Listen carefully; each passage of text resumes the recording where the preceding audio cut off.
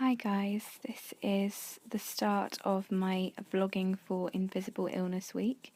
I am currently getting ready to go to the doctor's for a 5-minute appointment. You may be wondering, Roz, what are you doing? And that is a very good question. I am trying to be a good health advocate. This is my pain tracker in my bullet journal. So every night before I go to bed, I track my pain levels on this fancy graph. And now I am just trying to colour in where the pain is highest. So orange is like body pain, whereas the red is vulvodynia pain. So you can see, apart from a few changes, generally speaking, the body pain at the moment, the suspected fibromyalgia, is much higher, and it's not.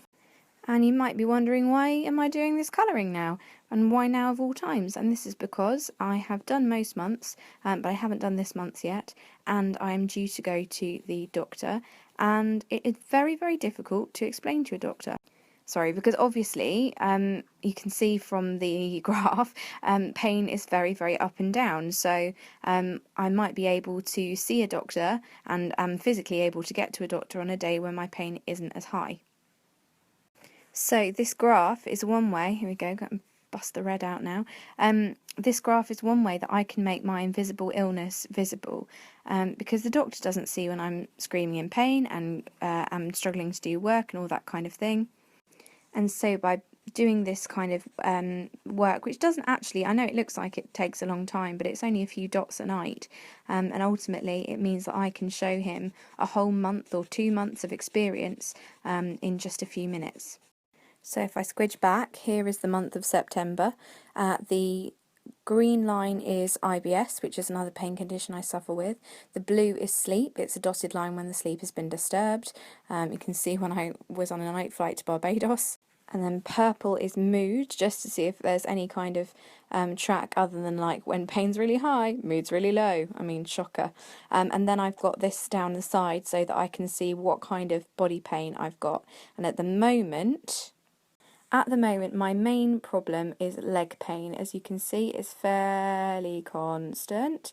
Oh, and here I've also got a notes down the side so that I can see if there are any sort of discrepancies or posit any particular triggers. And the great thing is about having a bullet journal and having done it, there's my habit tracker there, it's a little look, is I can flick back to the previous month per se, and I can see how it's changed, obviously. And legs continue to be a huge problem. I initially started doing this tracker so that I could find a sort of rhyme or reason for the pain, and that has just not been the case so far, and I really, really, really need a doctor's help, and sometimes it's quite hard to get them to believe you. Because the other thing, flip round, hello. The other thing that I need to ask about, oh hello, is pain relief, because I've come off basically most of my painkillers. I've been prescribed dihydrocodeine for a while, but basically I've been on dihydrocodeine for long enough now and regularly enough that I could be taking Smarties. I could be taking fruit pastels, such as it good they are doing. So I'm trying to wean off the codeine, which means I'm on a very high level of pain with no relief. And something that chronic pain patients will tell you is that sometimes doctors are a little bit suspicious when you are pushing for pills, and quite rightly, because obviously you don't want to abuse the system. But chronic pain illness is not abusing the system. So today I am going to ask my GP about my leg pain. I'm not even going to mention the vulvodynia, which is still a daily occurrence, may I add, and sometimes means that I struggle to get out of bed. So I'm going to ask about the leg pain and about some pain relief, But in an exciting turn of events, I've had so many meetings with this GP, and he's a lovely chap, but like he's not the most helpful because he just doesn't know about the chronic pain stuff, and that's fair enough. So today I'm bringing in the heavies. My dad's coming in with me. And it's really awful, but it is true that sometimes you don't know what biases you're fighting, and especially someone who's been harping on about pain for 7 years now. So hopefully my dad, as a rational human being, will be able to come in and be like, Anyway, in other news, my doggie is clearly very happy because she's on my bed and she has just been wagging her tail in her sleep. Is it wrong to be jealous of your dog? Alright, we're walking. We're walking. Totty and I are out. So I went to the doctor's and with Dad, and that was very useful to have Dad in. It definitely changed the way the doctor related to me a little bit. I'm going to just focus on Totty. I think she's much cuter, even though we are getting the less cute end, granted.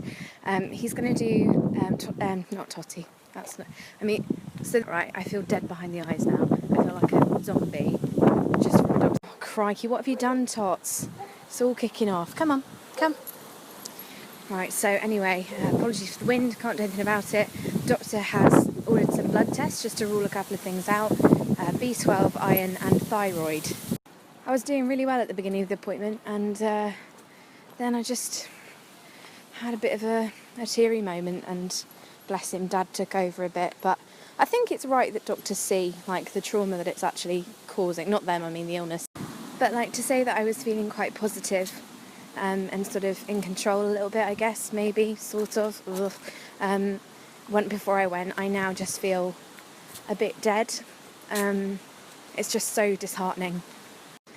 It's a bit like Groundhog Day, you know, back at the doctor's and they still don't know what's wrong. Come on. Oh, hang on. About to do something that's not Instagrammable, aren't you? Oh no, well we're good. Crunching in the leaves. So much crunching, Totty! Totty, so much crunching! Oh, this dog sometimes is the only thing that keeps me going, I swear. Right, I'm back in. I decided not to battle the wind, and I'm just about to light my lovely pomegranate scented candle. A bit of autumnal / Belinda Blinked ambiance, if you know, you know. There we go. I think the only thing that I didn't mention on the walk was just the moment where the doctor said, you know, yeah, it's been 7 years and I feel like we're no closer to finding out, so I can just rule out as a GP what I can, and the pain people have to do the rest. And the thing is with my pain specialist is that she is super, super busy. She's one of the only people in the county who knows about it. So I see her maybe once every 3-4 months. I mean, it's just not good enough. I'm in agony. And I know that must look so contrary to some people that I could be like, I'm in agony with such a flat tone, but I'm worn down by it now. And also I'm on a fairly manageable day to day. Otherwise I wouldn't be able to walk the dog or anything like that. Anyway, the fairy lights are on, the candle is lit, and I'm now going to relax for a bit. The work day is done, so I think I'm just going to play some Lego Harry Potter for a bit on my computer, because I am 24, single, and a cat.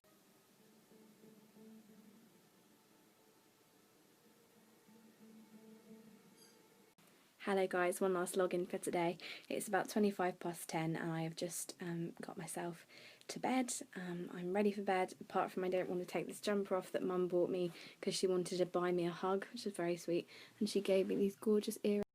Sorry, there we go, I don't know if you can see a little better. They're these lovely little amber ones that she had in her closet and she's not worn for a while, and they match perfectly, so it's very, very lovely and a nice cheer up on what otherwise has been a really pretty negative day. I mean, as days go, it's not been the worst for pain. It's not been the worst in terms of, at least I've got the blood test coming, but just, it's a battle, and I think this is probably what these vlogs will underline. Anyway, super fun. I hope you're excited. I am going to check in for tonight and say good night, God bless to you all, and I will catch up with you tomorrow for day 2 of Invisible Illness Awareness Week.